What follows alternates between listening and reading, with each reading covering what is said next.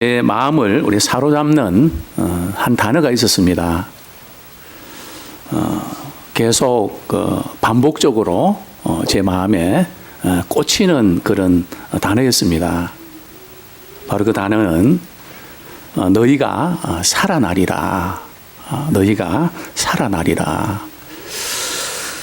바로 그런 단어였는데요. 오늘 우리 에스겔서 37장 우리 5절에 보면 주 여호와께서 이 뼈들에게 이같이 말씀하시기를 내가 생기를 너에게 들어가게 하리니 너희가 살아나리라.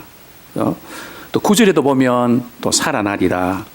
10절에도 보면 살아나서 일어나는데 14절도 보면 살아나게 하고 살아나리라 살아나리라. 새해의 이 표가 뭘까요? 기도로 우리 살아나리라. 우리 지난 우리 한 주 동안 기도로 좀 이렇게 살아나셨습니까? 제가 볼 때 영적 생활도 그냥 살아나는 것 같지는 않아요. 우리 하나님이 우리에게 주시는 은혜의 통로가 있거든요. 그게 바로 우리가 잘 아는 대로 기도하고 말씀인데 우리가 기도할 때 하나님이 살아나게 해주십니다. 우리 옆에 있는 우리 그렇게 다시 한번 우리 인사하기 원합니다. 새로운 한 주 기도로 살아납시다. 그렇게 인사하기 원합니다. 오늘의 이 설교 제목은 성령으로 살아나리라 하는 제목입니다. 다음 주의 설교 제목은 사랑으로 살아나리라. 네 번째 주의 설교 제목은 믿음으로 살아나리라. 그러니까 이번 1월 한 달 동안은 살아나리라 시리즈입니다. 왜냐하면 그만큼 살아나는 것이 우리에게 중요하기 때문이죠. 그런데 아마 이렇게 설교 제목을 주보에 보면서 지난주에는 기도로 살아나리라 그렇게 말씀해놓고 이번 주는 왜 또 성령으로 살아나리라 그렇게 헷갈리게 만드시는가? 그죠? 기도로 살아나는 것과 우리 성령으로 살아나는 게 무슨 관계가 있을까요? 예수님께서 이렇게 말씀하셨죠. 구하고 찾고 두드리면 하나님께서 필요한 것들 주시겠다고요. 또 필요한 것만 아니라 좋은 것 주시겠다고 말씀하셨습니다. 그죠? 근데 그 좋은 것이 뭘까요? 그죠? 기도 문제를 다루면서 너희 천부께서도 악한 자에게도 좋은 거 줄 줄 아시거든. 구하는 자에게 기도하는 자에게 좋은 것 안 주시겠니? 그죠? 그때 이 좋은 것이 뭘까요? 우리 성경 말씀 누가복음 우리 11장 13절 한번 찾아보겠습니다. 누가복음 11장 13절 우리 같이 한번 우리 읽도록 하겠습니다. 시작. 너희가 악할지라도 좋은 것을 자식에게 줄 줄 알거든 하물며 너희 하늘 아버지께서 구하는 자에게 성령을 주시지 않겠느냐 하시니라. 그죠? 우리가 구할 때, 기도할 때 하나님 좋은 거 주신다고 그랬는데 그 좋은 것이 뭐라고요? 바로 성령을 가리킵니다. 그죠? 그래서 우리가 기도로 살아나리라 하는 이 의미는 기도할 때 성령을 하나님께서 우리에게 부어주셔서 성령으로 살아난다는 의미입니다.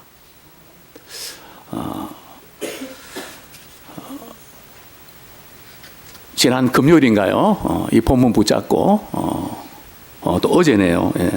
기도원에 가서 참 기도로 준비하면서 참 그런 마음을 이렇게 하나님 주셨습니다. 하나님 정말 살아나는 모습을 보고 싶습니다. 참 성도들이 말은 안 해서 그렇지 갖가지 여러 가지 사연과 아픔과 참 그늘진 부분들 뭐 사람의 힘으로 어떻게 할 수 있겠습니까? 누가 위로가 될 수 있겠습니까? 성도님들 한 분 한 분 이렇게 기도하면서 그들의 처한 상황들을 바라볼 때 저는 이렇게 기도할 수밖에 없습니다. 하나님 말씀을 전하는 제가 먼저 살아나야 됩니다. 그리고 성도들이 살아나길 원합니다. 단순히 요망사항이 아니고 정말 저들이 살아나는 모습을 저는 보기 원합니다.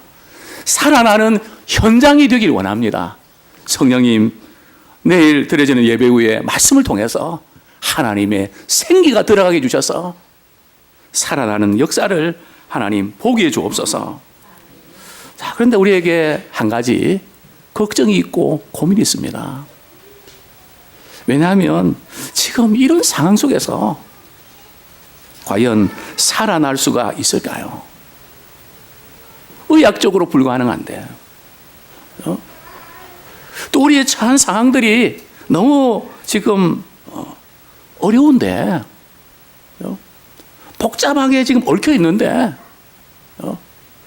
어디서부터 풀어야 될지 심란한데, 이제는 끝났다고 생각된 지가 벌써 오래 지났는데, 과연 이런 상황 속에서 살아날 수 있을까요? 하나님께서는 에스겔 선지자에게 마른 뼈의 환상을 보여주셨습니다. 그 마른 뼈의 그 상황은, 마른 뼈의 그 상태는 심각했습니다. 어떻게 심각했는가만 말이죠. 이 뼈가 참 그 시체가 이렇게 매장되지 못하고 그만 방치됐습니다. 매장할 수도 없는 상황. 당시 이 장례 문화는 굉장히 중요했죠. 그래서 반드시 매장을 해야 했습니다. 왜냐하면 매장하지 못한 채 이렇게 방치돼서 있으면 그것은 신의 저주를 받았다. 이건 저주받을 운명을 타고났다 그래서 수치와 모욕을 의미했습니다. 그렇기 때문에 매장을 했는데요. 지금 이 마른 뼈들은 매장할 수도 없는 상태입니다. 완전히 방치된 상태입니다. 누구도 돌아보지 않는 상태입니다. 뿐만 아니고 이 마른 뼈들은 말이죠. 그 뼈들이 너무 많은 거예요. 문제가 너무 복잡한 겁니다.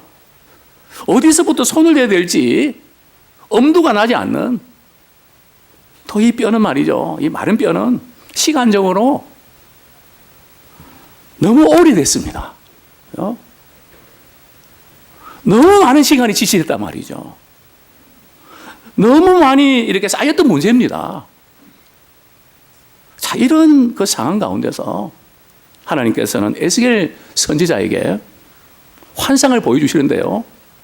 골짜기로 에스겔을 그 영으로 이렇게 이끌어 가십니다. 그리고 바로 그곳에서 하나님은 이스라엘 백성들에게 회복을 약속하시죠. 그 회복의 장소가 어디였을까요? 우리 에스겔서 우리 3장, 에스겔서 우리 3장을 한번 보겠습니다. 3장 22절. 에스겔서 우리 3장 앞부분입니다.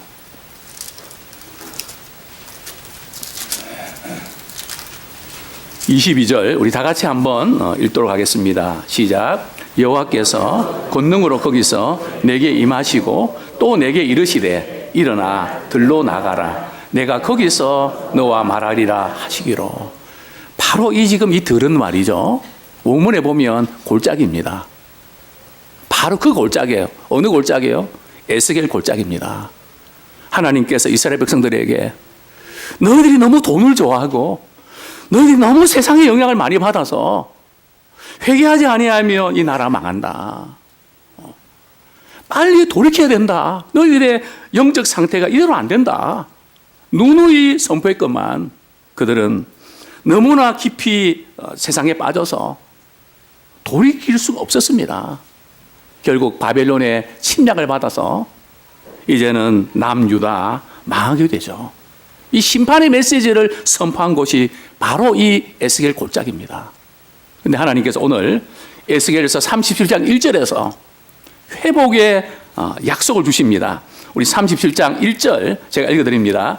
여호와께서 권능으로 내게 임재하시고 그의 영으로 나를 데리고 가서 골짜기 가운데 두셨는데 거기 뼈가 가득하더라. 바로 이 심판의 현장에서 하나님은 에스겔에게 회복을 약속하십니다. 그런데 지금 이 마른 뼈는 도대체 누구를 가리킬까요? 무엇을 가리키는 걸까요? 우리 성경 말씀, 우리 한 구절 보겠습니다. 에스겔서 37장, 우리 11절. 제가 읽어드리겠습니다. 또 내게 이르시되, 인자야, 이 뼈들은 이스라엘 온 족속이라. 그들이 이르기를 우리의 뼈들이 말랐고 우리의 소망이 없어졌으니 우리는 다 멸절되었다 하느니라. 이 마른 뼈는 다른 게 아니고요, 바벨론 포로로 70년간 자유도 없고 인생에 재미도 없고 너무나 힘든 시간들, 그것도 하루 이틀이 아니고 70년간 말이죠. 꺾이고 또 꺾이고 또 신경 쓰고 또 낙심하고 또 절망하고 이제는 소망이 다 끊어졌다는 거죠. 멸절됐다는 것은 말이에요. 이제는 내가 망했구나. 이제는 끝났구나. 내 인생은 이렇게 끝나는구나. 이렇게 생각할 수밖에 없는 상황입니다. 이런데도 살아날 수 있을까요?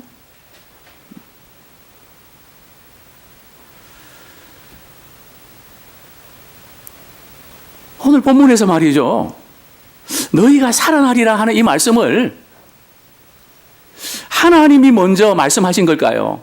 아니면 에스겔 선지자가 하나님 우리를 살려주세요, 우리가 살아나야 됩니다, 에스겔이 먼저 말했을까요? 누가 먼저 말한 거죠? 하나님이십니까? 에스겔입니까? 네.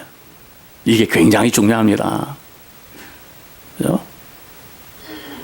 왜냐하면 우리가 살아나야 되겠다고 우리 애쓰고 노력하다가도 말이죠, 우리는 상황이 어렵고 낙심되면 잘 안 됩니다. 또 생각보다 변화가 일어나지 않으면 우리는 쉽게 포기합니다. 그렇죠? 참 우리가 잘하려고 애쓰고 수고하는 것은 한계가 있다는 거죠. 그러나 오늘 본 말씀은 하나님이 에스겔에게 먼저 질문을 던지십니다. 자, 우리 성경 말씀, 우리 37장 3절 같이 한번 읽겠습니다. 시작. 그가 내게 이르시되 이 뼈들이 능히 살 수 있겠느냐 하시기로 내가 대답하되 주 여호와여 주께서 아시나이다. 자, 누가 먼저 물었죠? 하나님께서 에스겔에게 말이죠. 인자야, 이 뼈들이 능히 살 수 있을까? 오늘 이 시간 하나님께서 부족한 종을 통해서 여러분에게 먼저 말씀하십니다. 지금 그 어려운 상황 속에서 능히 살 수 있을까? 어쩌면 우리는 살 수 있다는 생각조차도, 열정조차도 포기한 지 오래될 수 있습니다. 이런 상황에서 내가 뭘 어떻게 할 수 있을까? 그러나 우리 하나님께서 먼저 시작하시면 분명한 하나님의 약속이 있습니다. 그분이 물어보시면 어떤 상황 가운데도 살아날 수 있다는 뜻입니다. 이거 우리가 아셔야 돼요. 하나님이 하나님이 물어보시면 그분이 책임지시겠다는 겁니다. 예수님께서도 말씀하셨죠. 낫고자 하느냐? 예, 제가 낫고 싶습니다. 벌써 주님이 물어보시면 다 고치셨습니다. 오늘 주님은 우리 한 사람 한 사람에게 말씀하십니다. 너희 가정이, 부부 관계가, 부모와 자녀 관계가, 내 직장과 또 교회 생활과 우리 삶의 모든 영역이 정말 살아나기를 원하냐? 하나님의 이 물으심, 바로 하나님의 물으심은 하나님의 해결하심으로 연결됩니다. 하나님은 오늘 말씀을 통해서 물으십니다. 너희 살 수 있겠냐? 그때 에스겔은 뭐라고 대답했을까요? 아니, 우리가 거기 현장에 있다면 우리는 뭐라고 대답했을 것 같아요? 어떨까? 다소 말 그럴 때 내가 에스겔이라면 어떻게 대답을 했을 것 같아요? 마른 뼈입니다. 너무 오래됐습니다. 아니 뼈에게 말이죠. 살아나리라 말한다고 살아날 수 있을까요? 귀도 없는데 듣지도 못하는데 이게 얼마나 황당한 이야기입니까? 그죠? 이게 이해가 되는 상황입니까? 그죠? 에스겔은 이렇게 대답합니다. 물론 이런 고민을 했겠죠. 하나님은 능치 못하심이 없을 겁니다. 믿지만 그래도 지금 내가 처한 상황은 좀 힘들 것 같습니다. 그러나 힘들다 말을 못하고 에스겔은 이렇게 대답하죠. 자, 어떻게 대답합니까? 우리 3절에 보면 주 여호와여 주께서 아시나이다. 베드로의 그 대답과 비슷하죠. 입장 난처하면 말이죠. 주께서 아십니다. 이렇게 대답하면 되는 거예요. 네, 주께서 아십니다. 주님께서 아십니다. 그래서 우리의 처한 상황들은 대단히 중요합니다. 그죠? 그러나 그것보다 더 중요한 것은 하나님의 개입하심이 중요합니다. 하나님께서 살아난다 그러면 살아나는 거예요. 상황과 환경과 조건은 문제가 되지 않습니다. 자, 여기서 또 한 가지 제가 질문을 드립니다. 하나님께서 말이 직접 말씀하시니까 에스겔 골짜기에 마른 뼈들이 살아났나요? 아니면 하나님께서 말이죠, 에스겔을 통해서 이렇게 말씀하라고 대언할 때 살아났나요? 어떻습니까? 하나님께서 말이죠, 스테오로 말이죠, 직접 말씀해서 살아났나요? 아니면 에스겔 선지자가 대언할 때 살아났나요? 어떻습니까? 자, 우리 4절 같이 한번 4절 5절 같이 읽겠습니다. 시작. 또 내게 이르시되 너는 이 모든 뼈에게 대언하여 이르기를 너희 마른 뼈들아 여호와의 말씀을 들을지어다. 주 여호와께서 이 뼈들에게 이같이 말씀하시기를 내가 생기를 너희에게 들어가게 하리니 너희가 살아나리라. 이 말씀을 보면 우리 하나님께서 직접 말씀하신 것 같습니다. 그죠? 하나님께서 직접 말씀하신 것 같은데, 그러나 우리 4절에 보면 이 모든 뼈에게 대언하여 이르기를, 하나님께서 에스겔 선지자에게 말이죠, 대언을 하게 하십니다. 그죠? 그리고 무슨 말씀을 해야 될지를 가르쳐 주셨죠. 그죠? 내가 생기를 너희에게 들어가게 하리라. 그죠? 또 우리 7절 말씀 같이 읽겠습니다. 시작. 이에 내가 명령을 따라 대언하니 대언할 때에 소리가 나고 움직이며 이 뼈, 저 뼈가 들어맞아 뼈들이 서로 연결되더라. 하나님께서는 직접 모든 걸 살려낼 수 있지만 선지자를 통해서 또 오늘날 주의 종을 통해서 말씀하실 때 그 하나님의 말씀을 그대로 대언하면 말이죠, 하나님의 그 말씀이 생기가 됩니다. 그리고 살아납니다. 그때만 살아난 것이 아니라 오늘도 말이죠, 하나님의 말씀은 살아있는 말씀입니다. 그 하나님의 말씀이 우리를 또 살아나게 하십니다. 에스겔이 하나님의 말씀을 대언할 때에 이제는 생기가 들어갑니다. 그리고 살아납니다. 바로 이 말씀은 저와 우리 모두에게 주시는 살아있는 그런 메시지입니다. 하나님이 먼저 시작하시면 불가능한 상황 속에서도 우리는 살아나게 되어 있습니다. 이게 중요합니다. 그렇죠? 하나님이 먼저 말씀하시면 상황이 문제가 될 수 없다는 겁니다. 정말 우리에게 중요한 부분들이 뭘까요? 그렇죠? 우리는 마른 뼈들을 이렇게 바라보면서 우리는 좌절하고 낙심하는데요, 하나님의 우리가 말씀을 들을 때에 마른 뼈는 문제가 되지 않습니다. 우리의 약한 부분도 문제가 되지 않습니다. 우리의 상태가 심각한 그 자체도 문제가 되지 않습니다. 왜냐하면 하나님의 말씀 그 자체가 생기고 살아나게 하시기 때문에 그렇습니다. 그래서 우리에게 중요한 것은 바로 하나님의 말씀에 붙잡히는 거예요. 제가 목회하면서 또 신앙생활 하면서 우리의 영적인 부분에서도 어떤 팁이 있는데요. 그게 뭔가 하면 우리 어려운 문제가 있을 때에 우리는 기도합니다. 또 어려운 문제가 없을 때도 마찬가지죠. 우리 기도하면 하나님께서 우리에게 마음에 소원을 두세요. 우리 빌립보서 보면 성령께서 우리에게 소원을 두고 행하세요. 우리 믿음의 사람이 얼마나 대단한 건 말이죠. 하나님의 소원이 머무르는 사람이 바로 신자라는 거예요. 이게 굉장히 중요합니다. 그죠? 하나님의 소원을 품고 살아가는 사람이 우리라는 거죠. 나의 전공 과목을 통해서 내가 잘할 수 있는 것을 통해서 말이죠. 하나님은 우리에게 소원을 두고 행하시는 겁니다. 어떤 사람은 말씀을 전하고 싶은 소원, 어떤 사람은 기술로 섬기고 싶은 소원. 그죠? 각자 하나님께서는 여러 가지 소원을 주셨습니다. 그죠? 오늘 우리 발리 선생님이 이렇게 오셨는데요. 우리는 그렇게 기도합니다. 하나님, 여기에 우리 배우는 우리 아이들이 정말 하나님의 영광의 도구로 쓰임받는 세계적인 그런 인물이 나오게 해주십시오. 정말 하나님의 영광의 도구로 각자 우리가 갖고 있는 부분이 있지 않습니까? 상황이나 환경이 또 어렵더라도 우리 하나님이 살아나게 하시면 살아나는 겁니다. 우리 기도할 때에 하나님께 소원 주시죠. 또 한 가지 팁은요, 어떤 때는 하나님께 소원 주시면서 말씀도 같이 주실 때가 있습니다.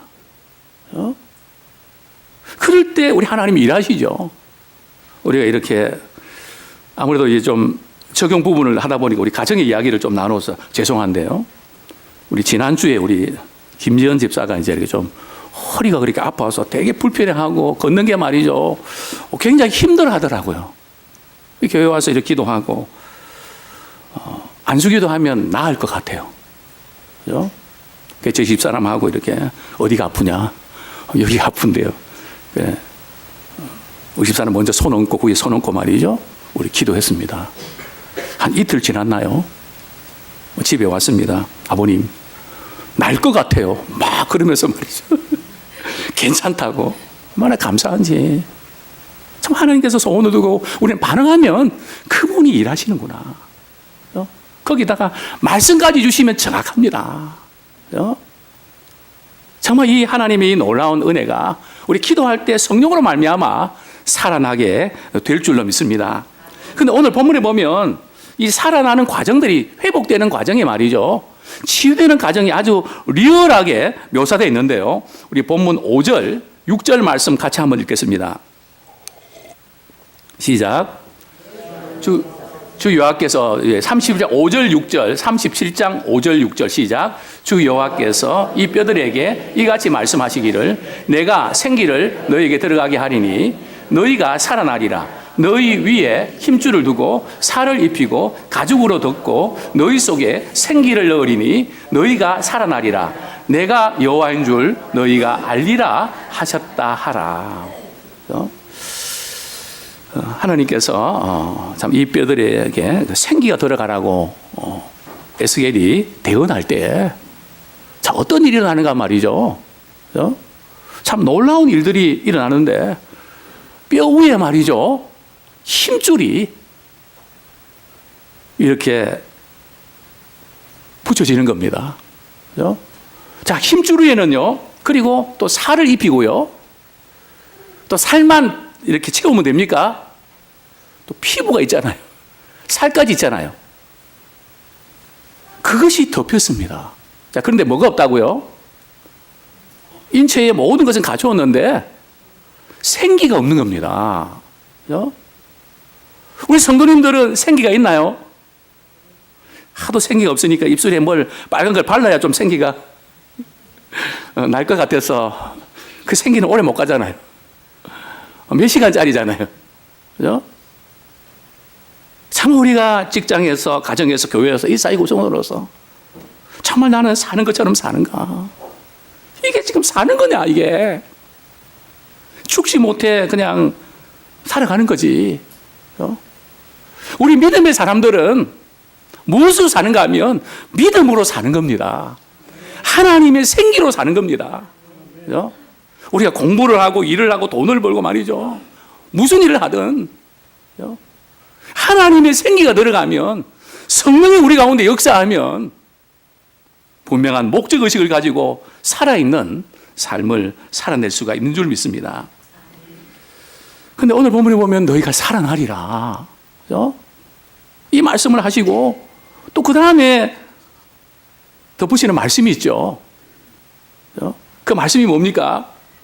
내가 여호와인 줄 너희가 알리라 하셨다라.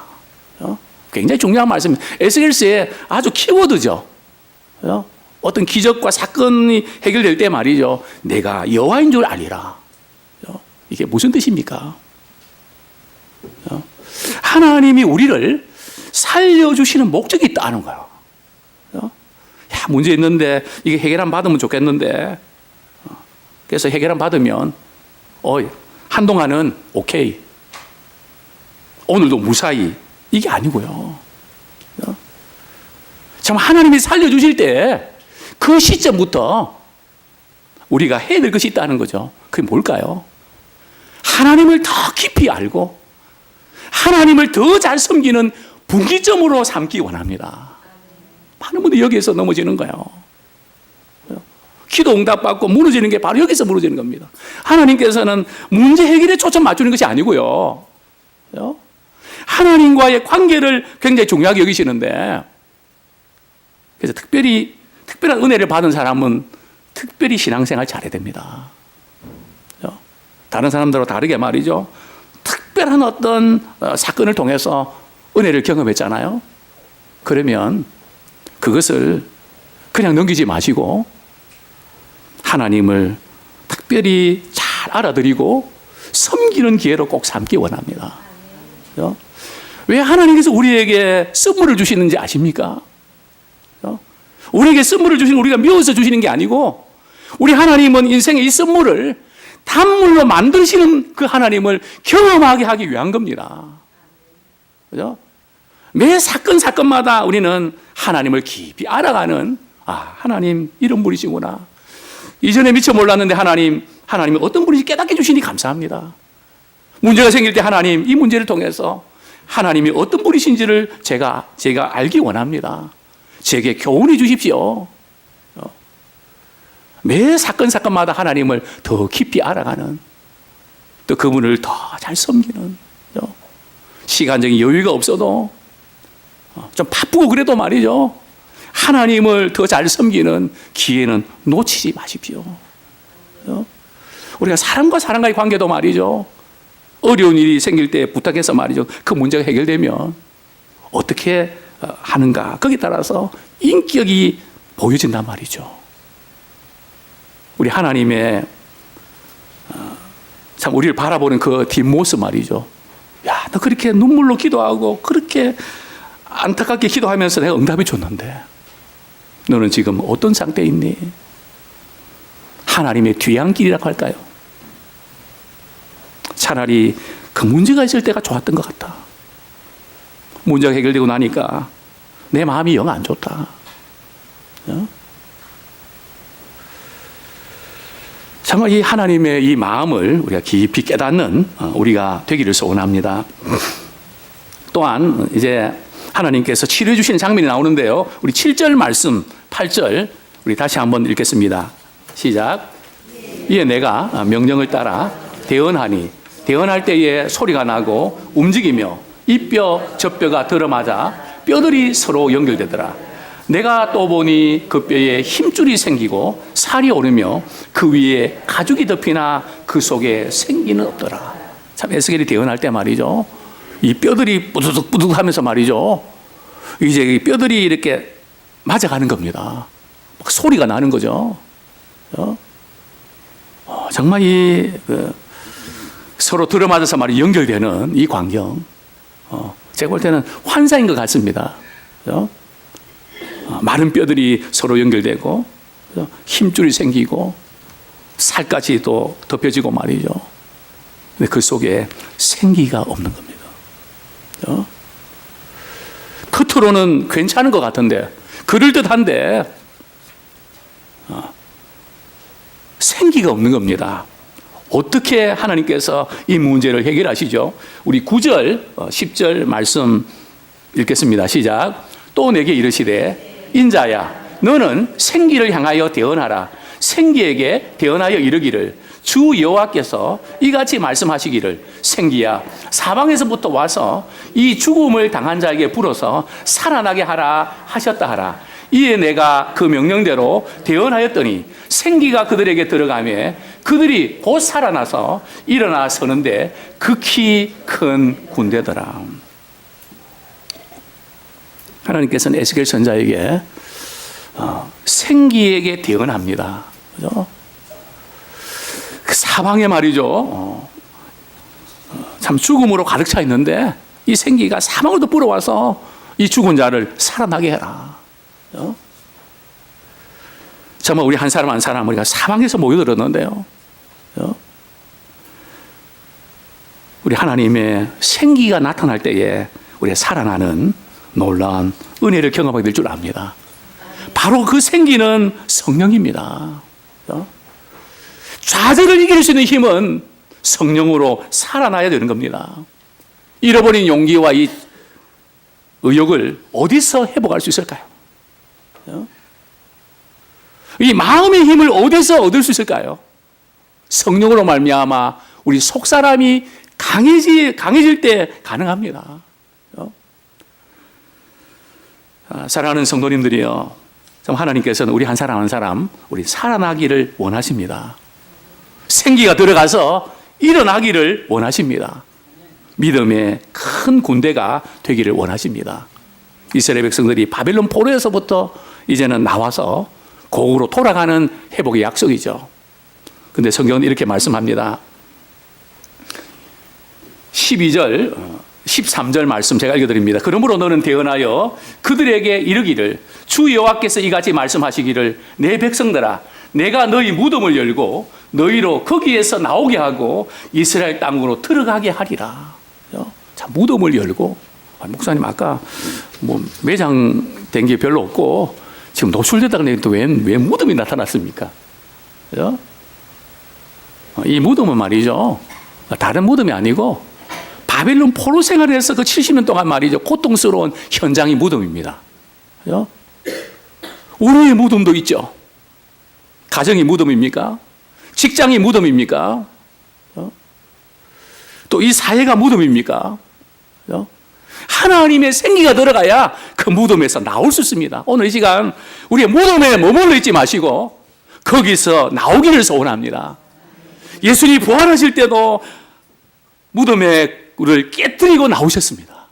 사망의 권세를 깨뜨리고 나오셨습니다. 그리고 다시 살아나셨습니다. 고국 땅으로 들어가게 되리라. 14절 말씀 읽고 말씀을 맺겠습니다. 내가 또 새 영을 너희 속에 두어 너희가 살아나게 하고 내가 또 너희를 고국 땅에 두리니 나 여호와가 이 일을 말하고 이룬 줄 너희가 알리라. 여호와의 말씀이니라.